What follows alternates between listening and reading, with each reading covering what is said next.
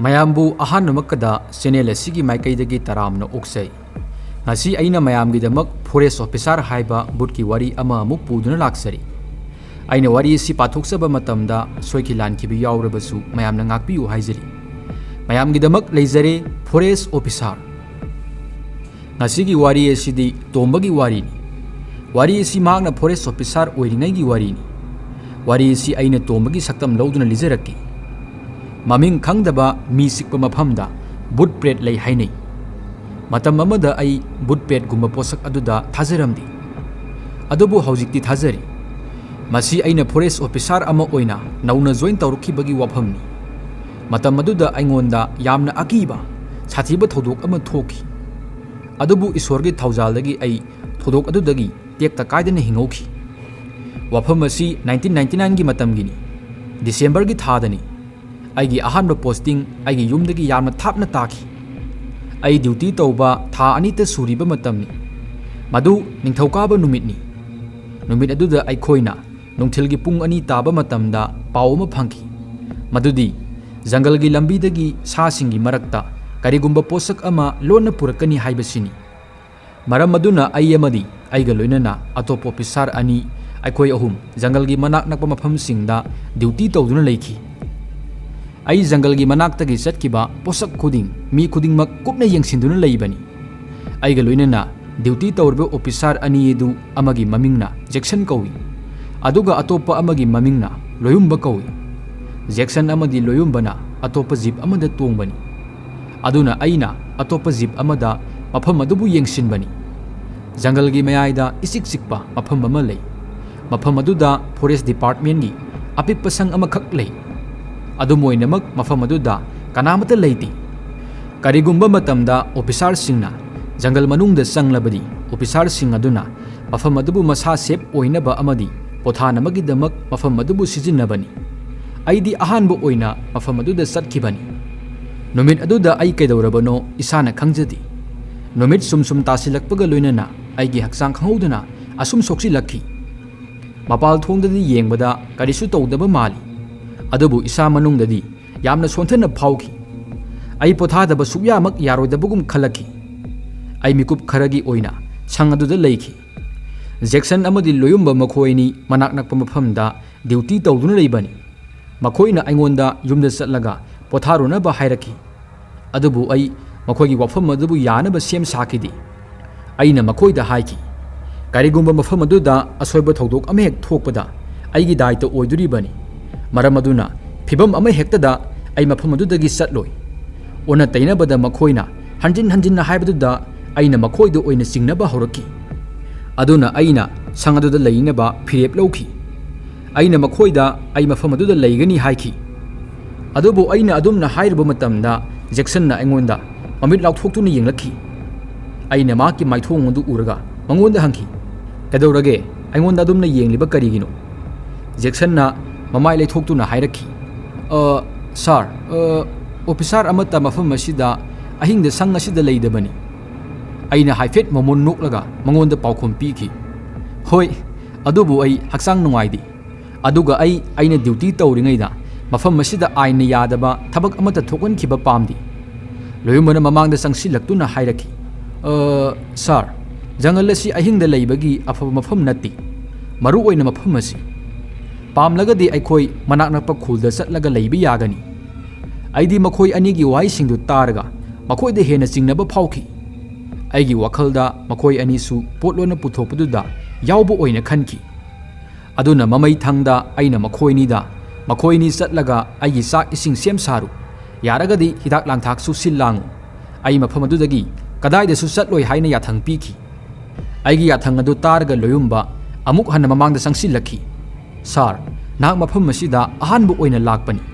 ꯑꯩꯈꯣꯏꯗꯤ ꯃꯐꯝ ꯑꯁꯤꯗ ꯆꯍꯤ 5ꯃꯨꯛꯀꯤ ꯃꯃꯥꯡꯗꯒꯤ ꯂꯩꯔꯛꯂꯤꯕꯅꯤ꯫ ꯖꯪꯒꯜ ꯑꯁꯤꯕꯨ ꯅꯍꯥꯛ ꯈꯪꯗꯦ꯫ ꯃꯐꯝ ꯑꯁꯤꯗ ꯖꯪꯒꯜ ꯑꯁꯤꯗ ꯇꯁꯦꯡꯅꯃꯛ ꯈꯨꯗꯣꯡꯊꯤꯅꯤꯡꯉꯥꯏ ꯑꯣꯏ꯫ ꯑꯩꯅ ꯂꯣꯌꯨꯝꯕꯒꯤ ꯁꯥꯒꯜꯗ ꯈꯨꯠ ꯊꯝꯗꯨꯅ ꯍꯥꯏꯈꯤ, ꯑꯗꯨꯝ ꯑꯣꯏꯅꯃꯛ ꯃꯤꯑꯣꯏꯕꯁꯤꯡꯗ ꯖꯪꯒꯜ ꯑꯃꯍꯦꯛꯇꯗ ꯈꯨꯗꯣꯡꯊꯤꯅꯤꯡꯉꯥꯏ ꯑꯣꯏ꯫ ꯑꯗꯨꯕꯨ ꯑꯩꯈꯣꯏ ꯐꯣꯔꯦꯁ ꯑꯣꯐꯤꯁꯥꯔꯅꯤ, ꯑꯗꯨꯒ ꯑꯩꯈꯣꯏ ꯃꯗꯨꯒꯤꯗꯃꯛ ꯊꯥꯒꯤ ꯇꯣꯂꯣꯞ ꯐꯪꯂꯤꯕꯅꯤ꯫ ꯂꯣꯌꯨꯝꯕꯅ ꯑꯩꯒꯤ ꯋꯥ ꯃꯔꯛ ꯊꯠꯇꯨꯅ ꯍꯥꯏꯔꯛꯈꯤ, ꯁꯥꯔ, ꯅꯍꯥꯛ ꯑꯩꯈꯣꯏꯒꯤ ꯋꯥꯁꯦ ꯚꯥꯞ ꯇꯥꯕ ꯉꯝꯗ꯭ꯔꯕ ꯃꯥꯜꯂꯤ꯫ ꯃꯐꯝ ꯑꯁꯤꯗ ꯑꯗꯣꯝꯗ ꯖꯪꯒꯜꯒꯤ ꯁꯥ ꯑꯃ ꯍꯦꯛꯇꯒꯤ ꯈꯨꯗꯣꯡ ꯊꯤꯅꯤꯡꯉꯥꯏ ꯑꯣꯏꯗꯦ, ꯚꯨꯠ ꯄ꯭ꯔꯦꯠꯇꯒꯤ ꯈꯨꯗꯣꯡ ꯊꯤꯅꯤꯡꯉꯥꯏ ꯑꯣꯏꯕꯅꯤ꯫ ꯃꯍꯥꯛꯀꯤ ꯋꯥꯐꯝ ꯑꯗꯨ ꯇꯥꯔꯒ ꯑꯩꯅ ꯃꯉꯣꯟꯗ ꯁꯥꯎꯅ ꯍꯥꯏꯈꯤ, ꯑꯉꯥꯎꯕꯒꯨꯝ ꯋꯥ ꯉꯥꯡꯒꯅꯨ, ꯃꯗꯨ ꯄꯨꯝꯅꯃꯛ ꯁꯦꯝꯖꯤꯟ ꯁꯥꯖꯤꯟꯕ ꯋꯥ ꯉꯥꯛꯇꯅꯤ꯫ ꯂꯣꯌꯨꯝꯕꯅ ꯑꯩꯕꯨ ꯑꯃꯨꯛꯀ ꯍꯟꯅ ꯚꯥꯞ ꯇꯥꯍꯟꯅꯕ ꯍꯣꯠꯅꯈꯤ꯫ ꯁꯥꯔ, ꯃꯤꯑꯣꯏ ꯀꯌꯥ ꯑꯃꯅ ꯃꯐꯝ ꯑꯁꯤꯗ ꯚꯨꯠ ꯑꯃ ꯎꯈ꯭ꯔꯕꯅꯤ, ꯑꯗꯨꯒ ꯃꯈꯣꯏꯇꯅ ꯅꯠꯇꯦ, ꯑꯩꯈꯣꯏꯒꯤ ꯑꯣꯐꯤꯁꯥꯔ ꯈꯔꯅꯁꯨ ꯃꯐꯝ ꯑꯁꯤꯗ ꯀꯔꯤꯒꯨꯝꯕ ꯈꯔ ꯐꯥꯎꯈ꯭ꯔꯕꯅꯤ꯫ ꯃꯐꯝ ꯑꯁꯤꯗ ꯑꯃꯝꯕꯗ ꯊꯋꯥꯏ ꯑꯃ ꯀꯣꯏꯆꯠ ꯆꯠꯂꯤ ꯍꯥꯏꯅꯩ, ꯑꯗꯨꯒ ꯃꯍꯥꯛ ꯃꯤꯑꯣꯏꯕꯁꯤꯡꯕꯨ ꯍꯥꯠꯂꯤ꯫ ꯃꯈꯣꯏꯅꯤꯒꯤ ꯋꯥꯔꯤꯁꯤꯡ ꯑꯗꯨ ꯇꯥꯔꯒ ꯑꯩꯒꯤ ꯑꯁꯥꯎꯕ ꯑꯁꯨꯝ ꯍꯦꯟꯒꯠꯂꯛꯈꯤ꯫ ꯑꯩꯅ ꯑꯔꯣꯏꯕ ꯑꯣꯏꯅ ꯃꯈꯣꯏꯅꯤꯗ ꯅꯈꯣꯏꯅ ꯊꯋꯥꯏꯗꯨꯕꯨ ꯎꯔꯕ꯭ꯔꯥ ꯍꯥꯏꯅ ꯍꯪꯈꯤ꯫ ꯃꯈꯣꯏꯅ ꯎꯗ꯭ꯔꯤ ꯍꯥꯏꯅ ꯃꯀꯣꯛ ꯍꯥꯏꯔꯛꯈꯤ꯫ ꯑꯗꯨ ꯑꯣꯏꯔꯗꯤ ꯐꯔꯦ, ꯅꯈꯣꯏ ꯑꯅꯤꯁꯨ ꯑꯩꯒ ꯂꯣꯏꯅꯅ ꯃꯐꯝ ꯑꯁꯤꯗ ꯂꯩꯒꯗꯕꯅꯤ꯫ ꯑꯩꯈꯣꯏꯅ ꯊꯋꯥꯏꯗꯨ ꯍꯦꯛ ꯎꯗ꯭ꯔꯤ ꯐꯥꯎꯕ ꯑꯩꯈꯣꯏ ꯃꯐꯝ ꯀꯩꯗꯁꯨ ꯆꯠꯂꯣꯏ꯫ ꯑꯩꯒꯤ ꯋꯥ ꯇꯥꯔꯒ ꯃꯈꯣꯏꯅꯤꯗꯤ ꯄꯥꯈꯠꯈꯤ, ꯑꯗꯨꯒ ꯋꯥꯐꯝ ꯑꯗꯨꯕꯨ ꯊꯩꯗꯣꯛꯄ ꯍꯧꯔꯛꯈꯤ, ꯌꯨꯝ ꯆꯠꯅꯕ ꯇꯥꯠ ꯇꯧꯁꯤꯟꯅꯕ ꯍꯧꯔꯛꯈꯤ꯫ ꯑꯗꯨꯅ ꯑꯩꯅ ꯃꯈꯣꯏꯕꯨ ꯚꯥꯞ ꯇꯥꯍꯟꯗꯨꯅ ꯍꯥꯏꯈꯤ, ꯌꯦꯡꯉꯣ, ꯋꯥ ꯑꯁꯤꯕꯨ ꯚꯥꯞ ꯇꯥꯎ, ꯃꯁꯤ ꯄꯨꯝꯅꯃꯛ ꯃꯐꯝ ꯑꯁꯤꯒꯤ ꯐꯠꯇꯕ ꯒꯨꯟꯗꯥꯁꯤꯡꯅ ꯁꯟꯗꯣꯛꯄ ꯋꯥꯔꯤꯁꯤꯡꯅꯤ꯫ ꯃꯁꯤ ꯄꯨꯝꯅꯃꯛ ꯇꯣꯉꯥꯅꯤ꯫ ꯃꯈꯣꯏꯅ ꯄꯥꯝꯂꯤꯕꯗꯤ ꯑꯩꯈꯣꯏ ꯃꯐꯝ ꯑꯁꯤꯗꯒꯤ ꯊꯥꯞꯅ ꯂꯩꯕꯅꯤ꯫ ꯃꯈꯣꯏꯅ ꯐꯠꯇꯕ ꯊꯕꯛ ꯇꯧꯅꯕ ꯑꯁꯤꯒꯨꯝꯕ ꯋꯥꯔꯤ ꯑꯁꯤ ꯁꯟꯗꯣꯛꯄꯅꯤ꯫ ꯑꯗꯨꯅ ꯃꯈꯣꯏꯅ ꯃꯅꯥꯛ ꯅꯛꯄ ꯈꯨꯡꯒꯪꯁꯤꯡꯗ, ꯄ꯭ꯔꯖꯥꯁꯤꯡꯗ ꯑꯁꯤꯒꯨꯝꯕ ꯇꯣꯉꯥ ꯑꯁꯤ ꯁꯟꯗꯣꯛꯄꯅꯤ꯫ ꯅꯈꯣꯏꯅꯤ ꯂꯩꯕ ꯄꯥꯝꯗ꯭ꯔꯒꯗꯤ ꯂꯩꯒꯅꯨ, ꯑꯗꯨꯕꯨ ꯑꯩꯅ ꯍꯥꯏꯔꯤꯕ ꯊꯕꯛꯁꯤꯡꯗꯨꯗ ꯇꯧ꯫ ꯑꯩꯒꯤ ꯋꯥ ꯇꯥꯔꯒ ꯃꯈꯣꯏꯅꯤ ꯇꯨꯃꯤꯟꯅ ꯂꯩꯈ꯭ꯔꯤ, ꯑꯗꯨꯒ ꯑꯃꯅ ꯀꯔꯤꯒꯨꯝꯕ ꯑꯃ ꯃꯨꯔꯨꯝ ꯁꯣꯟꯅꯗꯨꯅ ꯃꯄꯥꯟꯗ ꯊꯣꯛꯈ꯭ꯔꯤ꯫ ꯃꯤꯀꯨꯞ ꯈꯔꯒꯤ ꯃꯇꯨꯡꯗ ꯑꯩꯅ ꯒꯥꯔꯤꯒꯤ ꯃꯈꯣꯜ ꯇꯥꯈꯤ, ꯍꯥꯏꯕꯗꯤ ꯃꯈꯣꯏꯅꯤꯁꯨ ꯃꯃꯩꯊꯪꯗ ꯃꯐꯝ ꯑꯗꯨꯗꯒꯤ ꯆꯠꯈ꯭ꯔꯤ꯫ ꯑꯩꯅ ꯁꯪ ꯑꯗꯨꯕꯨ ꯃꯅꯨꯡꯗꯒꯤ ꯐꯖꯅ ꯌꯦꯡꯈꯤ꯫ ꯃꯐꯝ ꯑꯗꯨꯗ ꯌꯨ ꯂꯤꯛꯂꯤ ꯈꯔꯒ ꯒ꯭ꯂꯥꯁ ꯈꯔꯒ ꯎꯐꯨꯜ ꯊꯥꯡꯂꯒ ꯇꯥꯗꯨꯅ ꯂꯩꯔꯝꯃꯤ꯫ ꯄꯣꯠꯆꯩ ꯈꯔꯁꯨ ꯂꯩꯔꯝꯃꯤ, ꯑꯗꯨꯕꯨ ꯀꯥꯟꯅꯗꯕ ꯄꯣꯠꯆꯩ ꯉꯥꯛꯇꯅꯤ꯫ ꯁꯪ ꯑꯗꯨꯒꯤ ꯐꯛꯂꯥꯡ ꯑꯃꯗ ꯖꯪꯒꯜ ꯑꯗꯨꯒꯤ ꯃꯦꯞ ꯑꯃ ꯌꯦꯛꯂꯝꯃꯤ꯫ ꯑꯩꯅ ꯃꯦꯞ ꯑꯗꯨꯒꯤ ꯃꯅꯥꯛꯇ ꯆꯪꯁꯤꯟꯗꯨꯅ ꯁꯪ ꯑꯗꯨꯕꯨ ꯊꯤꯈꯤ꯫ ꯃꯦꯞ ꯑꯗꯨꯗ ꯁꯪ ꯑꯗꯨꯒꯤ ꯃꯅꯤꯡꯗ ꯍꯤꯒꯣꯛ ꯃꯆꯨꯒꯤ ꯂꯩ ꯑꯃ ꯆꯤꯡꯂꯝꯃꯤ꯫ ꯃꯗꯨꯒꯤ ꯑꯥꯔꯊꯗꯤ ꯁꯪ ꯑꯗꯨꯒꯤ ꯃꯅꯤꯡꯗ ꯁꯣꯏꯗꯅ ꯇꯨꯔꯦꯜ ꯑꯃ ꯆꯦꯜꯂꯝꯒꯅꯤ ꯍꯥꯏꯕꯅꯤ꯫ ꯑꯩꯅ ꯁꯪ ꯑꯗꯨꯒꯤ ꯃꯅꯤꯡꯒꯤ ꯊꯣꯡꯅꯥꯎ ꯍꯥꯡꯗꯣꯛꯇꯨꯅ ꯌꯦꯡꯉꯤ, ꯑꯗꯨꯕꯨ ꯃꯅꯤꯡꯒꯤ ꯃꯐꯝ ꯑꯗꯨ ꯑꯁꯣꯡꯕ ꯎꯄꯥꯜ ꯋꯥꯄꯥꯜ ꯑꯃꯗꯤ ꯎꯔꯤ ꯋꯥꯔꯤꯇꯅ ꯄꯤꯛ ꯊꯜꯂꯤ꯫ ꯍꯧꯖꯤꯛꯁꯨ ꯃꯝꯒꯗꯕ ꯃꯇꯝ ꯈꯔ ꯋꯥꯠꯂꯤ꯫ ꯑꯗꯨꯅ ꯑꯩ ꯁꯪ ꯑꯗꯨꯗꯒꯤ ꯃꯄꯥꯜꯗ ꯊꯣꯛꯈꯤ꯫ ꯑꯁꯨꯝ ꯅꯨꯃꯤꯠ ꯇꯥꯁꯤꯜꯂꯛꯄꯒ ꯑꯀꯣꯏꯕꯗ ꯏꯪꯕꯁꯨ ꯍꯦꯟꯖꯤꯜꯂꯛꯈꯤ꯫ ꯑꯩ ꯁꯪ ꯑꯗꯨꯒꯤ ꯃꯅꯤꯡꯂꯣꯝꯗ ꯆꯠꯈꯤ꯫ ꯃꯅꯤꯡꯒꯤ ꯃꯐꯝ ꯑꯗු ꯌꯥꯝꯅ ꯁꯨꯛꯏ꯫ ꯃꯐꯝ ꯑꯗꯨ ꯁꯨꯛꯄꯒꯤ ꯃꯇꯤꯛ ꯆꯤꯛꯁꯨ ꯆꯤꯛꯏ꯫ ꯑꯊꯥꯞꯄꯗꯒꯤ ꯖꯪꯒꯜꯒꯤ ꯁꯥꯁꯤꯡꯒꯤ ꯃꯈꯣꯜ ꯇꯥꯔꯛꯏ꯫ ꯑꯩ ꯃꯐꯝ ꯑꯗꯨꯗꯒꯤ ꯑꯆꯦꯟꯕ ꯇꯨꯔꯦꯜ ꯑꯗꯨꯕꯨ ꯌꯦꯡꯕ ꯄꯥꯝꯈꯤꯕꯅꯤ꯫ ꯑꯩ ꯑꯋꯥꯡꯕ ꯎꯔꯛ ꯑꯃꯗꯤ ꯎꯔꯤ ꯃꯔꯛꯇꯒꯤ ꯃꯃꯥꯡꯂꯣꯝꯗ ꯆꯪꯁꯤꯟꯈꯤ꯫ ꯑꯩ ꯃꯐꯝ ꯑꯗꯨꯗ ꯑꯍꯥꯟꯕ ꯑꯣꯏꯅ ꯂꯥꯛꯄꯅꯤ ꯍꯥꯏꯕ ꯋꯥꯐꯝ ꯑꯁꯤ ꯑꯆꯨꯝꯕꯅꯤ꯫ ꯑꯗꯨꯅ ꯑꯩ ꯃꯐꯝ ꯑꯗꯨꯒꯤ ꯃꯔꯝꯗ ꯀꯔꯤꯃꯠꯇ ꯈꯪꯈꯤꯗꯦ꯫ ꯃꯤꯇꯔ 200-300 ꯂꯣꯝ ꯃꯃꯥꯡꯗ ꯆꯪꯁꯤꯜꯂꯕ ꯃꯇꯨꯡꯗ ꯑꯩꯅ ꯑꯉꯝꯕ ꯃꯐꯝ ꯑꯃꯈꯛ ꯎꯈꯤ, ꯑꯗꯨꯒ ꯑꯉꯝꯕꯤ ꯑꯗꯨꯒꯤ ꯍꯦꯛ ꯃꯃꯥꯡꯗ ꯇꯨꯔꯦꯜ ꯑꯃ ꯆꯦꯜꯂꯝꯃꯤ꯫ ꯑꯩ ꯑꯉꯝꯕꯤ ꯑꯗꯨꯗ ꯀꯨꯝꯊꯗꯨꯅ ꯃꯈꯥꯗ ꯆꯠꯈꯤ꯫ ꯇꯨꯔꯦꯜꯒꯤ ꯏꯁꯤꯡ ꯑꯗꯨ ꯏꯔꯨ ꯂꯨꯏ꯫ ꯇꯨꯔꯦꯜ ꯑꯗꯨꯒꯤ ꯃꯅꯥꯛꯇ ꯎꯄꯥꯝꯕꯤꯁꯤꯡꯗ ꯂꯩꯕ ꯎꯆꯦꯛꯁꯤꯡ ꯄꯥꯏꯕꯒꯤ ꯃꯈꯣꯜ ꯇꯥꯔꯛꯈꯤ꯫ ꯎꯆꯦꯛ ꯈꯨꯗꯤꯡꯃꯛ ꯃꯌꯨꯝꯗ ꯍꯜꯂꯤꯕꯅꯤ, ꯍꯥꯏꯕꯗꯤ ꯅꯨꯃꯤꯠ ꯇꯥꯒꯗꯕ ꯃꯇꯝ ꯈꯖꯤꯛꯇꯪ ꯉꯥꯏꯔꯦ ꯍꯥꯏꯕꯅꯤ꯫ ꯇꯥꯂꯛ ꯑꯗꯨꯗ ꯑꯩ ꯇꯣꯔꯆ ꯄꯨꯔꯛꯄ ꯀꯥꯎꯈ꯭ꯔꯦ ꯍꯥꯏꯕ ꯅꯤꯡꯁꯤꯡꯂꯛꯈꯤ꯫ ꯃꯅꯥꯛ ꯅꯛꯄꯗ ꯃꯝꯕꯁꯨ ꯍꯧꯔꯛꯈꯤ꯫ ꯃꯔꯝ ꯑꯗꯨꯅ ꯑꯩ ꯃꯐꯝ ꯑꯗꯨꯗ ꯀꯨꯏꯅ ꯄꯟꯊꯗ꯭ꯔꯦ, ꯑꯗꯨꯒ ꯁꯪ ꯑꯗꯨꯗ ꯑꯃꯨꯛ ꯍꯜꯂꯛꯈꯤ꯫ ꯁꯪ ꯑꯗꯨꯒꯤ ꯃꯅꯨꯡꯗ ꯆꯪꯕꯒ ꯑꯩꯅ ꯊꯣꯡ ꯂꯣꯟꯁꯤꯜꯂꯤ, ꯑꯗꯨꯒ ꯃꯅꯤꯡꯒꯤ ꯊꯣꯡꯅꯥꯎ ꯑꯗꯨꯇꯪ ꯍꯥꯡꯗꯣꯛꯇꯨꯅ ꯊꯝꯃꯤ꯫ ꯍꯧꯖꯤꯛꯇꯤ ꯍꯛꯆꯥꯡꯁꯨ ꯈꯔ ꯅꯥꯕ ꯍꯧꯔꯛꯈꯤ꯫ ꯑꯩꯅ ꯃꯐꯝ ꯑꯗꯨꯗ ꯆꯧꯀ꯭ꯔꯤ ꯑꯃ ꯁꯦꯡꯗꯣꯛꯈꯤ, ꯑꯗꯨꯒ ꯆꯧꯀ꯭ꯔꯤ ꯑꯗꯨ ꯄꯨꯗꯨꯅ ꯊꯣꯡꯅꯥꯎꯔꯣꯝꯗ ꯃꯅꯤꯡ ꯑꯣꯟꯊꯣꯛꯂꯒ ꯐꯝꯈꯤ꯫ ꯃꯅꯤꯡꯒꯤ ꯑꯏꯪꯕ ꯅꯨꯡꯁꯤꯠꯀꯤ ꯁꯥꯐꯨ ꯊꯣꯡꯅꯥꯎ ꯃꯅꯨꯡꯗ ꯆꯪꯂꯛꯈꯤ꯫ ꯐꯝꯅ ꯑꯩꯅ ꯑꯩ ꯉꯛꯁꯝ ꯑꯃꯗꯤ ꯀꯣꯛꯄꯨ ꯃꯥꯂꯤꯁ ꯇꯧꯗꯨꯅ ꯂꯩ꯫ ꯇꯥꯂꯛ ꯑꯗꯨꯗ ꯑꯩꯅ ꯊꯣꯡꯅꯥꯎ ꯃꯄꯥꯜꯗ ꯀꯅꯥꯒꯨꯝꯕ ꯑꯃ ꯑꯩꯒꯤ ꯇꯨꯡꯗ ꯂꯦꯞꯇꯨꯅ ꯂꯩꯕꯒꯨꯝ ꯐꯥꯎꯈꯤ꯫ ꯑꯩ ꯏꯁꯥ ꯂꯦꯡꯕ ꯂꯦꯞꯂꯒ ꯄꯨꯛꯅꯤꯡ ꯆꯪꯅ ꯇꯨꯡꯂꯣꯝꯗꯒꯤ ꯂꯥꯛꯂꯤꯕ ꯈꯣꯟꯖꯦꯜ ꯑꯗꯨꯕꯨ ꯇꯥꯕ ꯍꯧꯈꯤ꯫ ꯀꯅꯥꯒꯨꯝꯕ ꯑꯃ ꯑꯩꯒꯤ ꯇꯨꯡꯗ ꯂꯦꯞꯂꯒ ꯁꯣꯔ ꯀꯟꯅ ꯍꯣꯟꯕꯒꯨꯝ ꯐꯥꯎꯈꯤ꯫ ꯃꯗꯨꯇ ꯅꯠꯇꯦ, ꯑꯩꯅ ꯁꯣꯔ ꯑꯗꯨꯒꯤ ꯑꯁꯥꯕ ꯃꯅꯤꯜ ꯑꯗꯨꯅ ꯑꯩꯒꯤ ꯉꯛꯁꯝꯗ ꯌꯩꯔꯛꯄ ꯐꯥꯎꯕ ꯉꯝꯃꯤ꯫ ꯑꯩ ꯇꯞꯅ ꯑꯩꯒꯤ ꯅꯣꯡꯃꯩ ꯈꯨꯠꯇ ꯄꯥꯏꯈꯠꯂꯤ, ꯑꯗꯨꯒ ꯈꯨꯗꯛꯇ ꯃꯅꯤꯡ ꯑꯣꯟꯊꯣꯛꯇꯨꯅ ꯌꯦꯡꯉꯤ, ꯑꯗꯨꯕꯨ ꯃꯐꯝ ꯑꯗꯨꯗ ꯀꯔꯤꯃꯠꯇ ꯂꯩꯔꯝꯗꯦ꯫ ꯑꯩꯅ ꯊꯣꯡꯅꯥꯎ ꯃꯄꯥꯜꯗ ꯑꯃꯝꯕꯗꯨꯗ ꯌꯦꯡꯅꯕ ꯍꯣꯠꯅꯈꯤ, ꯑꯗꯨꯕꯨ ꯃꯐꯝ ꯑꯗꯨꯗ ꯑꯊꯥꯞꯄ ꯐꯥꯎꯕ ꯀꯔꯤꯃꯠꯇ ꯎꯈꯤꯗꯦ꯫ ꯃꯐꯝ ꯑꯗꯨꯗ ꯌꯥꯝꯅ ꯃꯝꯕꯗꯤ ꯅꯠꯇ꯭ꯔꯤ, ꯑꯗꯨꯕꯨ ꯅꯨꯡꯁꯥ ꯃꯄꯨꯡ ꯐꯥꯅ mayum sangkhri makhal amagi amamba kharana maikai khudimakta sandokkhri aina mafam adudagi mitpham hongdringai mamangda talak aduda aina athapada urakta miyoiba manba saktam mama lengba urakhi aina mafam aduda leiba torch paikhatkhi aduga khara khara mambaduda lapna yengnaba hotnakhi adubu hojikti mafam aduda pumnamak normal oirami aina phana kuina maikai domda yengduna leikhi madudi karigumba ma lenglakadra hainani adubu hana lenglakhi badugi matungda mafam aduda karisu tawkhidre aina masi jungle ni masigumba khonjel masigumba thodok asidi asamba wafamni masida ai karisu kifam leite haina khanki wafam adu khallaga ai thongnaw romda mai onsilaga phamki talak aduda aina mapaldagi gari gi khonjel tarakhi pung ama muki matungda jackson amadi loyumba halakpani makhoina lakpa phawbada mafam adu pumam mamkhri makhoina lakpaga aingonda kambal amadi sana thaknabagi maru oiba posei sing pirakhi makhoi aigi hidak adudi phanglaktraba mali aigi phibam yamna sokpadi natti adubu ai manungdadi isani isabu yamna sonthanna phawki aduna aina makhoida amuk anna haiki leiba pamlagadi leiba yagani loyumbana talle haina makok haiduna paukhum pirakhi sir hojik su matam leiri matam pumnamakta thajadaba posak sangyang tauba aphaba natti manak nakpa khulda chatlaga leiba yagani aduga mafam adudagi su yengsinba yagani aina makhoigi wafam adubu sungya yakhidi aduga mafam aduda leinabagi aigi apamba phongdokhi pharese ai section na leigani adubu nakhoisu manak nakpa mafam singda kupna senau karigumba me hek chingnarabadi mafam masitamna laktuna aingonda report tau aigi wa taraga makhoini su mafam adudagi satkhri aina thong thingjinki aduga mafam adugi table da sak saba loisili sak saba loisilaga ai mafam aduda leiramba forest department gi lairik ama paba hoki mapal gi ayingba henjilakhi maram aduna aina thonaw khudimak lonsinki mafam aduda lakliba mai edu manak nakpa khuldagi lakpani pung nipan tarakpadu waida mai khangudana mutkhi aina amamaduda koilei leiduna yengki mai edu amuk lakadra lakloidra khangkhidi aina mafam aduda leinaba phirepti lawki adubu hojikti mai mutkibadagi ai mafam aduda karigumba ma phawba haurakhi ai ahing suppa torch thanduna leiba yaroi aduna ai torch paiduna mapalda thoki aina mapalda khong thangdokpaga ai mapalda oiriba ayingbagi phibam adu phawki ayingbaduda karigumba ma su phawi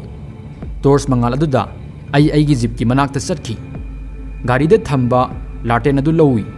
aduga amuk halaknaba hek onthoropaga aina tungromdagi kanagumba amana aingonda thenglapagum phawki aina khudakta onthoktuna tungromda yengi adubu hojikti mafam aduda kanamata leiramdri aina khara thapna karigumba ma lengbagum phawki madu una akangba singna lengbagi makholni amamba mafam aduda kanagumba amana lapna leplaga suklaba amambaduda aibu yengbagum karigumba ma ngali aina khongkap ama hek thangmaga mangal aduga loinena unagi makhol su taki aina mamangda sangsinbada kanagumba amasu khongthang mamanglomda thangjilapaga sap manai aigi nongmai sang manungda lehobani aduga karigumba manak nakpada jungle gi sa leiramlagadi ai upay ma tawduna sang manungda yawdaba yadi aina torch ki mangal aduda aigi maikai mari makta leiduna yengki aduga yamna thuna sangi maikai da satpa hauki aina satpaga loinena karigumba ma singbagi makholsu kanna hengalakhi aina jongsinduna sang manungda sangki aduga manungda sangbaga aina khudakta thonglon sili ai khonjel adu karino kanagumba ama singbagi khonjella natraga kanagumba ma satpagi khonjella khanki khara taptharba matungda aina isani isabu amuk hanna bap tahanki madudi masi jungle ni mafam masida mikup khodimakta khonjel sing thoktuna ta leigani hainani adubu marup sing karigumba matamda aikhoigumba singna thauna puthokhtuna thauna phaba phirepti lawsilli adubu tungkona aina phirep adu lorumdrabadi phagadabani khanki matam aduda engonda adum namak phawki jungle adugi akiba asikpa aduga suklaba amambaduna aibu adumna khalankhibani aina manungda sangduna laten samkhatkhi aduga mafam aduda kasinda taramba athaba lairik ama paduna hipthaki ꯂꯥꯏꯔꯤꯛ ꯑꯗꯨ ꯀꯔꯝꯕ ꯃꯇꯝꯗ ꯑꯩꯒꯤ ꯈꯨꯠꯇꯒꯤ ꯅꯥꯟꯊꯣꯛꯈꯤꯕꯅꯣ ꯑꯗꯨꯒ ꯑꯩ ꯀꯔꯝꯕ ꯃꯇꯝꯗ ꯇꯨꯝꯊꯈꯤꯕꯅꯣ ꯈꯪꯍꯧꯗ꯭ꯔꯤ꯫ ꯃꯤꯀꯨꯞ ꯈꯔꯒꯤ ꯃꯇꯨꯡꯗ ꯑꯩꯒꯤ ꯍꯛꯆꯥꯡꯗ ꯀꯔꯤꯒꯨꯝꯕ ꯑꯃꯅ ꯅꯟꯊꯔꯛꯄꯒꯨꯝ ꯐꯥꯎꯈꯤ꯫ ꯀꯅꯥꯒꯨꯝꯕ ꯑꯃ ꯑꯩꯒꯤ ꯊꯕꯥꯛꯇ ꯐꯝꯂꯒ ꯈꯨꯖꯤꯟꯅ ꯑꯩꯒꯤ ꯉꯛꯁꯝꯗ ꯈꯣꯠꯄꯒꯨꯝ ꯇꯧꯏ꯫ ꯑꯩꯅ ꯍꯧꯒꯠꯅꯕꯒꯤꯗꯃꯛ ꯑꯩꯒꯤ ꯂꯩꯖꯕ ꯄꯥꯡꯒꯜ ꯄꯨꯊꯣꯛꯏ, ꯑꯗꯨꯕꯨ ꯑꯩ ꯀꯔꯤꯒꯤ ꯍꯧꯒꯠꯄ ꯉꯝꯗ꯭ꯔꯤꯕꯅꯣ ꯈꯪꯗꯦ꯫ ꯑꯩꯒꯤ ꯍꯛꯆꯥꯡ ꯄꯨꯝꯕ ꯂꯩꯊꯦꯛꯈ꯭ꯔꯕꯒ ꯆꯞ ꯃꯥꯟꯅꯩ꯫ ꯃꯗꯨ ꯑꯔꯨꯝ ꯍꯧꯕꯒꯤ ꯐꯣꯜꯂ ꯑꯇꯣꯞꯄꯒꯤꯔ ꯈꯪꯗꯦ, ꯑꯗꯨꯕꯨ ꯎꯄꯥꯏ ꯑꯃ ꯇꯧꯗꯨꯅ ꯑꯩꯅ ꯑꯩꯒꯤ ꯃꯤꯠ ꯄꯥꯡꯊꯣꯛꯏ꯫ ꯃꯤꯠ ꯄꯥꯡꯊꯣꯔꯛꯄꯗ ꯑꯩꯅ ꯑꯩꯒꯤ ꯃꯤꯠꯃꯥꯡꯃꯛꯇꯗ ꯃꯤꯠ ꯑꯅꯤꯈꯛ ꯑꯩꯕꯨ ꯌꯦꯡꯗꯨꯅ ꯂꯩꯔꯝꯕ ꯎꯈꯤ꯫ ꯃꯤꯠ ꯑꯅꯤ ꯑꯗꯨ ꯂꯪꯇ꯭ꯔꯤꯛ ꯂꯪꯏ, ꯊꯥꯗꯣꯛꯂꯕ ꯃꯁꯝ, ꯑꯗꯨꯒ ꯃꯆꯤꯟꯗ ꯀꯔꯤꯒꯨꯝꯕ ꯃꯤꯅꯣꯛ ꯑꯃꯒ ꯂꯣꯏꯅꯅ ꯃꯍꯥꯛ ꯃꯆꯤꯟ ꯀꯥꯊꯣꯛꯇꯨꯅ ꯑꯩꯕꯨ ꯌꯦꯡꯂꯒ ꯅꯣꯛꯏ꯫ ꯃꯍꯥꯛꯀꯤ ꯃꯁꯝꯗꯒꯤ ꯃꯃꯥꯏꯗꯒꯤ ꯅꯞ ꯅꯞ ꯂꯥꯎꯕ ꯏꯁꯤꯡ ꯑꯩꯒꯤ ꯏꯃꯥꯏꯗ ꯇꯦꯞ ꯇꯦꯞ ꯇꯥꯔꯛꯈꯤ꯫ ꯃꯍꯥꯛꯀꯤ ꯐꯥꯔꯕ ꯃꯁꯝꯅ ꯑꯩꯒꯤ ꯃꯥꯏꯊꯣꯡ ꯄꯨꯝꯕ ꯀꯨꯞꯁꯤꯟꯗꯨꯅ ꯂꯩ, ꯃꯔꯝ ꯑꯗꯨꯅ ꯑꯩ ꯑꯀꯣꯏꯕꯒꯤ ꯐꯤꯕꯝ ꯀꯔꯤꯃꯠꯇ ꯎꯕ ꯉꯝꯗꯦ꯫ ꯃꯍꯥꯛꯅ ꯃꯍꯥꯛꯀꯤ ꯃꯥꯏꯊꯣꯡ ꯑꯗꯨꯕꯨ ꯑꯩꯒꯤ ꯏꯃꯥꯏꯗꯒꯤ ꯂꯥꯞꯊꯣꯛꯇꯨꯅ ꯃꯍꯥꯛꯀꯤ ꯃꯈꯨꯠ ꯅꯥꯝꯃꯅ ꯑꯩꯒꯤ ꯏꯃꯥꯏ ꯄꯨꯝꯕ ꯀꯨꯞꯁꯤꯟꯈꯤ꯫ ꯃꯍꯥꯛꯀꯤ ꯃꯁꯥꯗꯒꯤ ꯌꯥꯝꯅ ꯅꯝꯊꯤꯕ ꯑꯄꯨꯝꯕ ꯃꯅꯝ ꯅꯝꯂꯛꯈꯤ꯫ ꯑꯩ ꯃꯍꯥꯛꯄꯨ ꯏꯟꯊꯣꯛꯅꯕ ꯑꯩꯒꯤ ꯄꯥꯡꯒꯜ ꯄꯨꯝꯕ ꯄꯨꯊꯣꯛꯏ, ꯑꯗꯨꯕꯨ ꯑꯩ ꯀꯩꯗꯧꯈ꯭ꯔꯕꯅꯣ ꯑꯩ ꯈꯪꯗꯦ꯫ ꯑꯩꯗꯤ ꯁꯨꯞꯅꯇꯪꯒꯤ ꯇꯥꯗꯨꯅ ꯂꯩ꯫ ꯑꯗꯨꯒꯤ ꯃꯇꯨꯡ ꯃꯍꯥꯛꯅ ꯃꯍꯥꯛꯀꯤ ꯈꯌꯥꯠ ꯑꯗꯨ ꯁꯥ ꯑꯃꯒꯤ ꯃꯇꯧꯒꯨꯝ ꯀꯥꯊꯣꯛꯇꯨꯅ ꯌꯥꯝꯅ ꯁꯥꯊꯤꯕ ꯑꯀꯤꯕ ꯈꯣꯜꯂꯥꯎ ꯑꯃꯒ ꯂꯣꯏꯅꯅ ꯃꯍꯥꯛꯀꯤ ꯑꯇꯣꯞꯄ ꯈꯨꯠꯀꯤ ꯈꯨꯖꯤꯟ ꯑꯗꯨ ꯑꯩꯒꯤ ꯉꯛꯁꯝꯗ ꯊꯤꯟꯖꯤꯜꯂꯛꯈꯤ꯫ ꯑꯩꯒꯤ ꯏꯁꯥꯗ ꯌꯥꯝꯅ ꯀꯟꯅ ꯅꯥꯕ ꯐꯥꯎꯈꯤ, ꯑꯗꯨꯒ ꯃꯗꯨꯒ ꯂꯣꯏꯅꯅ ꯑꯩꯅ ꯑꯩꯒꯤ ꯂꯩꯖꯕ ꯄꯥꯡꯒꯜ ꯄꯨꯊꯣꯛꯇꯨꯅ ꯃꯍꯥꯛꯄꯨ ꯑꯩꯒꯤ ꯊꯕꯥꯛꯇꯒꯤ ꯏꯟꯊꯣꯛꯇꯨꯅ ꯊꯥꯞꯇꯣꯛꯍꯟꯈꯤ꯫ ꯑꯩ ꯄꯥꯈꯠꯇꯨꯅ ꯍꯧꯒꯠꯂꯛꯈꯤ, ꯑꯗꯨꯒ ꯑꯩꯒꯤ ꯑꯀꯣꯏꯕꯗ ꯃꯐꯝ ꯈꯨꯗꯤꯡꯃꯛꯇ ꯌꯦꯡꯕ ꯍꯧꯈꯤ꯫ ꯃꯗꯨ ꯌꯥꯝꯅ ꯀꯟꯅ ꯂꯥꯎꯕꯒꯤ ꯈꯣꯟꯖꯦꯜꯅꯤ, ꯀꯅꯥꯒꯨꯝꯕ ꯑꯃꯅ ꯑꯩꯒꯤ ꯅꯥꯀꯣꯡ ꯃꯌꯥꯗ ꯂꯥꯎꯕꯒ ꯆꯞ ꯃꯥꯟꯅꯩ꯫ ꯑꯩꯒꯤ ꯃꯤꯍꯨꯜ ꯀꯟꯅ ꯆꯣꯡꯈꯠꯂꯛꯈꯤ꯫ ꯃꯗꯨ ꯄꯨꯝꯅꯃꯛ ꯑꯩꯉꯣꯟꯗ ꯀꯌꯥꯝ ꯀꯨꯏꯅꯗꯒꯤ ꯊꯣꯔꯛꯂꯤꯕꯅꯣ ꯈꯪꯗꯦ꯫ ꯑꯩ ꯁꯣꯔ ꯊꯥꯕꯦꯠ ꯊꯥꯕꯦꯠ ꯍꯣꯜꯂꯤ꯫ ꯑꯩꯅ ꯍꯧꯒꯠꯇꯨꯅ ꯌꯦꯡꯕ ꯃꯇꯝꯗ ꯃꯐꯝ ꯑꯗꯨꯗ ꯀꯅꯥꯃꯠꯇ ꯂꯩꯔꯝꯗ꯭ꯔꯤ꯫ ꯑꯩ ꯊꯧꯗꯣꯛ ꯃꯌꯥꯝ ꯑꯁꯤ ꯑꯩꯉꯣꯟꯗ ꯀꯔꯝꯅ ꯊꯣꯛꯈ꯭ꯔꯤꯕꯅꯣ ꯍꯥꯏꯅ ꯉꯛꯈꯤ꯫ ꯑꯩꯅ ꯑꯃꯨꯛ ꯍꯟꯅ ꯐꯖꯅ ꯌꯦꯡꯈꯤ꯫ ꯌꯦꯡꯂꯨꯕꯗ ꯑꯩꯅ ꯑꯩꯒꯤ ꯊꯕꯥꯛꯇꯒꯤ ꯏꯟꯊꯣꯛꯈꯤꯕ ꯄꯣꯠꯁꯛ ꯑꯗꯨ ꯑꯊꯥꯕ ꯂꯥꯏꯔꯤꯛ ꯑꯗꯨ ꯑꯣꯏꯗꯨꯅ ꯂꯩꯔꯝꯃꯤ, ꯑꯗꯨꯒ ꯍꯧꯖꯤꯛꯇꯤ ꯃꯗꯨ ꯀꯥꯆꯤꯜ ꯑꯃꯗ ꯄꯥꯏꯊꯣꯛꯂꯒ ꯇꯥꯗꯨꯅ ꯂꯩꯔꯝꯃꯤ꯫ ꯑꯩ ꯑꯃꯨꯛ ꯍꯟꯅ ꯑꯩꯒꯤ ꯃꯤꯠ ꯅꯣꯏꯗꯨꯅ ꯃꯐꯝ ꯑꯃꯗꯒꯤ ꯃꯐꯝ ꯑꯃꯗ ꯀꯣꯏꯌꯦꯡ ꯌꯦꯡꯕ ꯍꯧꯏ꯫ ꯑꯩꯒꯤ ꯃꯪꯗ ꯀꯅꯥꯒꯨꯝꯕ ꯑꯃꯅ ꯑꯩꯕꯨ ꯍꯥꯠꯄ ꯄꯥꯝꯕꯒꯨꯝ ꯇꯧꯏ, ꯑꯗꯨꯕꯨ ꯍꯧꯖꯤꯛꯇꯤ ꯃꯅꯨꯡ ꯑꯗꯨꯗ ꯀꯅꯥ ꯑꯃꯠꯇꯁꯨ ꯂꯩꯔꯝꯗ꯭ꯔꯤ꯫ ꯃꯗꯨ ꯁꯨꯞꯅꯇꯪꯒꯤ ꯑꯩꯒꯤ ꯋꯥꯈꯜꯅꯤ꯫ ꯑꯩꯅ ꯏꯌꯥꯗ ꯂꯩꯕ ꯏꯁꯤꯡ ꯕꯣꯇꯜ ꯂꯧꯈꯠꯂꯒ ꯏꯁꯤꯡ ꯈꯔ ꯊꯛꯆꯤꯜꯂꯤ, ꯑꯗꯨꯒꯤ ꯃꯇꯨꯡꯗ ꯏꯁꯥꯅ ꯏꯁꯥꯕꯨ ꯐꯥꯊꯖꯩ꯫ ꯃꯤꯀꯨꯞ ꯑꯗꯨꯃꯛꯇꯗ ꯑꯩꯅ ꯃꯄꯥꯜꯗꯒꯤ ꯀꯅꯥꯒꯨꯝꯕ ꯑꯃ ꯆꯠꯄꯒꯤ ꯑꯃꯗꯤ ꯀꯔꯤꯒꯨꯝꯕ ꯑꯃ ꯆꯤꯡꯕꯒꯤ ꯃꯈꯣꯜ ꯇꯥꯈꯤ꯫ ꯑꯩ ꯏꯁꯥꯒꯤ ꯃꯐꯝꯗ ꯐꯝꯗꯨꯅ ꯈꯣꯟꯖꯦꯜ ꯑꯗꯨꯕꯨ ꯄꯨꯛꯅꯤꯡ ꯆꯪꯅ ꯇꯥꯅꯕ ꯍꯣꯠꯅꯈꯤ꯫ ꯑꯩ ꯏꯃꯥꯏ ꯈꯨꯠꯅ ꯅꯥꯟꯊꯣꯛꯇꯨꯅ ꯑꯩꯒꯤ ꯃꯐꯝ ꯑꯗꯨꯗꯒꯤ ꯍꯧꯒꯠꯇꯨꯅ ꯂꯦꯞꯈꯠꯈꯤ꯫ ꯊꯣꯡ ꯃꯌꯥꯗ ꯆꯪꯁꯤꯟꯗꯨꯅ ꯊꯣꯡꯗ ꯅꯥꯀꯣꯡ ꯊꯝꯃꯤ, ꯑꯗꯨꯕꯨ ꯃꯐꯝ ꯑꯗꯨꯗ ꯃꯄꯥꯜꯗ ꯄꯨꯝꯅꯃꯛ ꯇꯨꯃꯤꯟꯅ ꯂꯩ꯫ ꯃꯗꯨꯒꯤ ꯃꯇꯨꯡꯗ ꯑꯩ ꯃꯅꯤꯡꯗ ꯊꯣꯡꯅꯥꯎ ꯃꯅꯥꯛꯇ ꯆꯠꯈꯤ꯫ ꯃꯗꯨꯒꯤ ꯆꯠꯄꯒꯤ ꯆꯤꯡꯕꯒꯤ ꯃꯈꯣꯜ ꯑꯗꯨ ꯃꯅꯤꯡꯂꯣꯝꯗꯒꯤ ꯂꯥꯛꯂꯤꯕꯅꯤ꯫ ꯑꯩꯅ ꯌꯥꯝꯅ ꯊꯨꯅ ꯑꯩꯒꯤ ꯐꯃꯨꯡ ꯃꯅꯥꯛꯇ ꯊꯝꯂꯤꯕ ꯇꯣꯔꯆ ꯂꯧꯈꯠꯂꯤ, ꯑꯗꯨꯒ ꯊꯣꯡꯅꯥꯎ ꯃꯅꯥꯛꯇ ꯑꯃꯨꯛ ꯍꯟꯅ ꯆꯠꯂꯒ ꯂꯦꯞꯈꯤ꯫ ꯑꯍꯥꯟꯕꯗ ꯑꯩꯅ ꯊꯣꯡꯅꯥꯎ ꯑꯗꯨꯕు ꯇꯞꯅ ꯍꯥꯡꯗꯣꯛꯏ, ꯑꯗꯨꯒ ꯌꯥꯝꯅ ꯀꯨꯞꯅ ꯃꯄꯥꯜꯗ ꯌꯦꯡꯉꯤ꯫ ꯃꯄꯥꯜꯗ ꯑꯃꯝꯕꯒꯤ ꯑꯃꯝꯕ ꯉꯥꯛꯇꯅꯤ, ꯑꯃꯝꯕ ꯅꯠꯇꯅ ꯃꯐꯝ ꯑꯗꯨꯗ ꯀꯔꯤꯃꯠꯇ ꯎꯈꯤꯗꯦ꯫ ꯃꯤꯀꯨꯞ ꯈꯔ ꯈꯜꯂꯒ ꯑꯩꯅ ꯂꯥꯇꯦꯟ ꯑꯗꯨꯕꯨ ꯃꯨꯊꯠꯈꯤ꯫ ꯀꯔꯤꯒꯨꯝꯕ ꯃꯄꯥꯜꯗ ꯀꯅꯥꯒꯨꯝꯕ ꯑꯃ ꯅꯠꯇ꯭ꯔꯒ ꯁꯥ ꯑꯣꯏꯔꯝꯂꯕꯁꯨ ꯑꯃꯝꯕꯗ ꯑꯩꯕꯨ ꯎꯕ ꯉꯝꯂꯣꯏ ꯈꯟꯈꯤ꯫ ꯑꯩꯅ ꯊꯣꯡꯅꯥꯎ ꯑꯗꯨꯕꯨ ꯃꯄꯨꯡ ꯐꯥꯅ ꯍꯥꯡꯗꯣꯛꯈꯤ, ꯑꯗꯨꯒ ꯑꯩꯒꯤ ꯏꯁꯥ ꯉꯥꯛꯊꯣꯛꯆꯅꯕꯒꯤꯗꯃꯛ ꯐꯛꯂꯥꯡꯗ ꯉꯥꯔꯒ ꯂꯦꯞꯇꯨꯅ ꯂꯩꯈꯤ꯫ ꯍꯧꯖꯤꯛꯁꯨ ꯑꯩꯅ ꯈꯣꯟꯖꯦꯜ ꯑꯗꯨꯕꯨ ꯇꯥꯈꯤ꯫ ꯀꯅꯥꯒꯨꯝꯕ ꯑꯃ ꯆꯠꯂꯤ, ꯑꯗꯨꯒ ꯂꯣꯏꯅꯅ ꯀꯔꯤꯒꯨꯝꯕ ꯄꯣꯠꯁꯛ ꯑꯃꯕꯨꯁꯨ ꯆꯤꯡꯂꯝꯃꯤ꯫ ꯍꯧꯖꯤꯛꯇꯤ ꯃꯥꯏꯀꯩ ꯑꯅꯤꯃꯛꯇ ꯁꯨꯛꯅ ꯃꯝꯃꯤ꯫ ꯑꯩꯒꯤ ꯈꯨꯠ ꯅꯥꯝꯃꯅ ꯇꯣꯔꯆ ꯄꯥꯏꯔꯒ, ꯅꯥꯝꯃꯅ ꯅꯣꯡꯃꯩ ꯄꯥꯏꯔꯒ ꯆꯠꯂꯒ ꯊꯣꯡꯅꯥꯎ ꯃꯃꯥꯡꯗ ꯂꯦꯞꯈꯤ꯫ ꯃꯄꯥꯜꯗ ꯀꯅꯥꯒꯨꯝꯕ ꯂꯩꯔꯝꯂꯕꯁꯨ ꯃꯍꯥꯛꯅ ꯑꯩꯕꯨ ꯎꯕ ꯉꯝꯂꯣꯏ꯫ ꯑꯩꯅ ꯈꯣꯟꯖꯦꯜ ꯑꯗꯨꯒꯤ ꯃꯥꯏꯀꯩꯗ ꯅꯣꯡꯃꯩ ꯅꯝꯗꯨꯅ ꯇꯣꯔꯆ ꯑꯗꯨꯕꯨ ꯈꯨꯗꯛꯇ ꯑꯣꯟ ꯇꯧꯏ꯫ ꯃꯐꯝ ꯑꯗꯨꯗꯃꯃꯥꯡꯗꯗꯤ ꯀꯅꯥꯃꯠꯇ ꯂꯩꯔꯝꯗꯦ, ꯑꯗꯨꯕꯨ ꯊꯣꯡꯅꯥꯎ ꯑꯗꯨꯗꯒꯤ ꯂꯥꯞꯅ ꯀꯅꯥꯒꯨꯝꯕ ꯑꯃ ꯆꯠꯂꯤ꯫ ꯃꯗꯨ ꯅꯨꯄꯤ ꯑꯃ ꯑꯣꯏꯕ ꯌꯥꯏ, ꯑꯗꯨꯕꯨ ꯅꯨꯄꯤꯗꯨ ꯃꯈꯣꯡ ꯅꯥꯝꯃꯅ ꯁꯦꯛ ꯁꯦꯛꯇꯨꯅ ꯃꯍꯥꯛꯀꯤ ꯑꯇꯣꯞꯄ ꯃꯈꯣꯡ ꯑꯗꯨꯕꯨ ꯆꯤꯡꯗꯨꯅ ꯆꯠꯂꯤ꯫ ꯃꯍꯥꯛꯀꯤ ꯃꯁꯥꯗ ꯃꯐꯤ ꯃꯄꯨꯡ ꯐꯥꯅ ꯁꯦꯠꯇꯦ,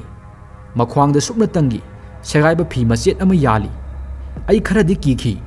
ꯑꯗꯨꯕꯨ ꯃꯗꯨ ꯎꯔꯒ ꯑꯩꯅ asuk thenglaba ahing asida asuk naha oiribi nupi ama asigumlaba suklaba amamba asida kaidoramliba oiramgani haina khanki mahak jangal asibu khanglamgadra mahak mafam asida leiba jatla natraga mahak lambi lamangna khiba oiramgadra mahak mafam asigi tribe nupi ama oirambasu yai jangal haibasi adugumlaba mafam amani mafam asida nahakna thauna phana pharabasu phana thajaba leirabasu khara makhaidi soidana kigani aina torch ki mangarada thonau mapalda anakpada koilei leiduna yengi uthakta uri marakta maikai khuding makta yenglaga aina puning phajinjai mafam aduda mioiba amata samata leiti nupi du matomda turel gi maikaida leptana sangsilli torch ki mangaladu ma ki manak phobu yoi adubu madu ojanasu mauna amuk phauba laitholaga aingolomda yelakti ai nupi duna tawningli se karino haina khanki ai torch adu muthatlaga mafam aduda leplaga khanba haurakhi madudi ai makha kari tawgani mapalda thoksira thokloisira nupi du mafam masi phauba kamdona lakpo oiramgani madugi mathakta mak nama soibini jangal gi sa kaina mak ki mathak landarak labadi mak karisu tawba ngamloi subsoi sodena mangonda thodok ama thoklamgani aduga mak sodena wakhal nuairamloi adubu mak turel gi maikaida kari gi satlibano asigumba wahang kaya mekup aduda aigi pukningda thorakhi mamai thangda ai khangduna leiba ngamkhide aigi torch amadi nongmai puduna sangadugi mapal tamna thokhi aine isada kambal insilli maramdi aina kambal aduda aigi nongmai lotpa yanabani ai torch mangalda asukpa jangal aduda sangadugi maningda satki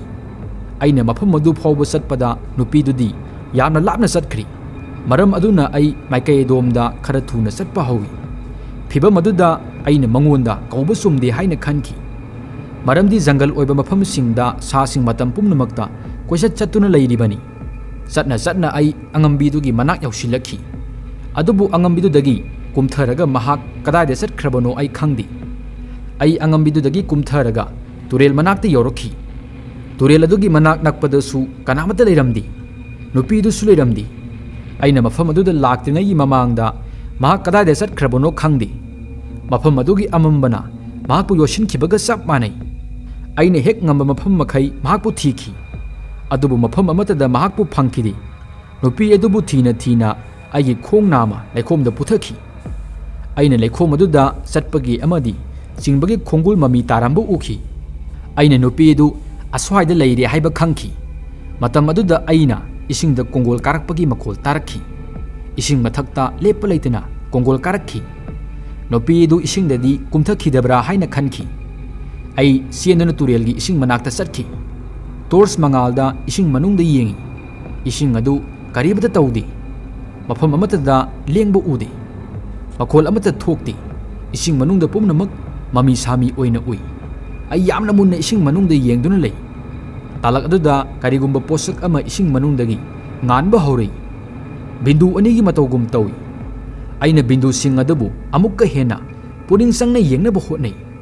madu karigumba amagi arangba mamit oiramba yai ai tuminna imit kuptana ai mit adubu yengba haurai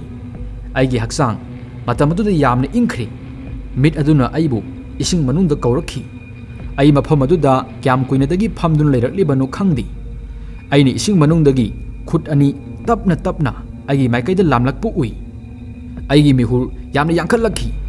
karino khangdaba akiba amada ai thamoi manungda kibagum tawi matam aduda aina isabu kanagumba amagi langda thuraba sikar ama oina khanba haurakhi khut adu isingdagi mapalda thorakhi aduga tapna aigi ngaksamna paiduna maninglomda satkhi khut ani duna aigi ngaksambu yamna kanna paiduna lei khut adugi sanapnaba humangna aigi isapumba phajinki karino khangdaba akiba amagi iselna aigi isapumbuda sienki aina karimata khangma nangdringai talak aduda ising manungdagi sakhangdaba saktam mama aigi imai mayada thokpa haurakhi karigumba ma tauba yamna ngauba maithongni maana asum kakhallaktuna maki masin asum kathorai maki maya pumbu tumi mamit langtik langi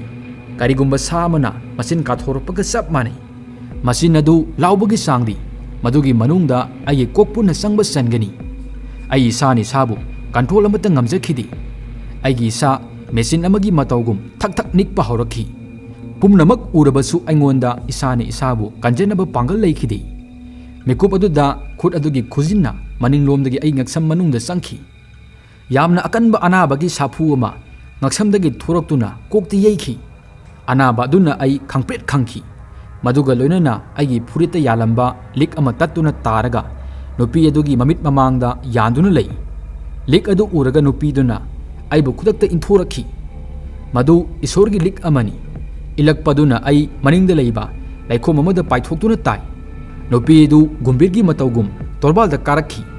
अदुगा अइबु येंगलगा महाक nangba horaki महाक अइंगोंदा लांदानिंगबगुम तौई थौदोक पुंबा असिदा अइगे नोंमै कदायदा लैख्रबनो अइ खंगदी torch थांदुना Larry मरमदुना महाकपु उबा ngami अइना संसादुना torch अदुबु खुनगतली अदुगा मदुगी मैंगाल अदुबु नुपीदुगी ममायदा कापसिल्ली येंगबदा महाक फजबी नुपी अमनी अदुबु महाकी मसादा मफी थोंगदी महाकी मसिन साथीबा सामगी मतौगुम काथोक्तुना लई ममित अमम्बदा लंगत्रिक लंगी असौ असौबा खोइरबा खुजिनी मदुगी तमथीरबा सक्तम मदु उरगा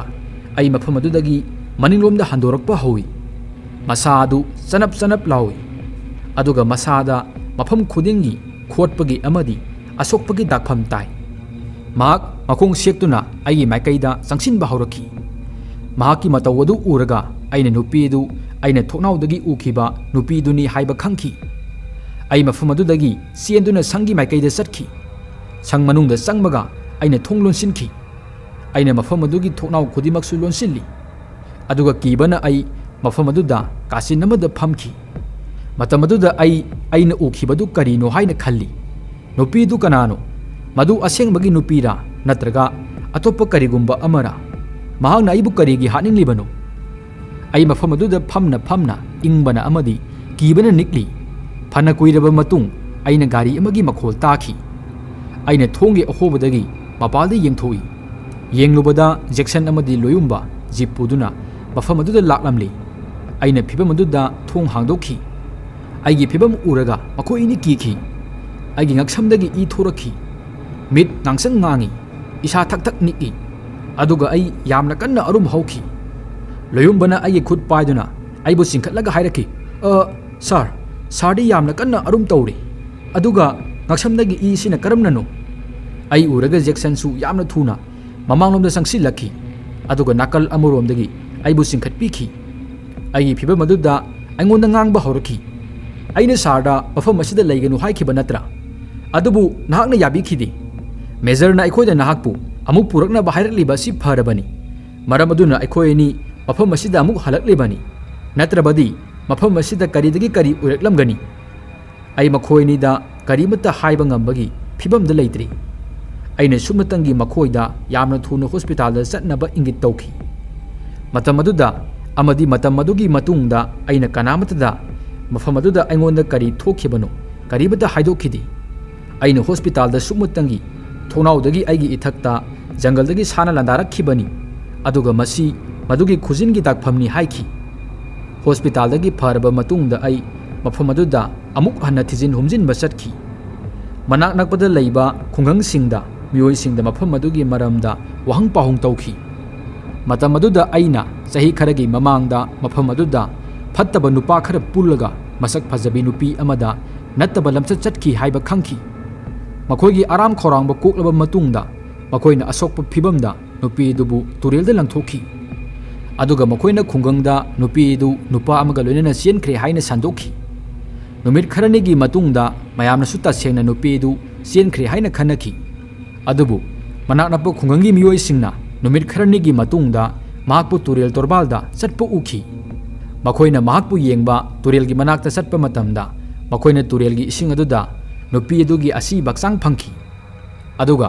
मतम अदुतदा नुपीदुदा थोखिबा थोदोक अदुगी मरमदा मयामना खंगनरखी अदुगा मखोइना उखिबा मियोइदु नुपीदुगी थवाइनी हाइबसु खंगलखी मरमदी हक्सांग फंगलबा मतुंगदा पोस्टमार्टमदा नुपीदु नुमित 10 ममांगदा सिख्रे हाइबा खंखी अदुगा मतम अदुदगी हौजिक फावदा खुंगंगी मियोइ कया अमना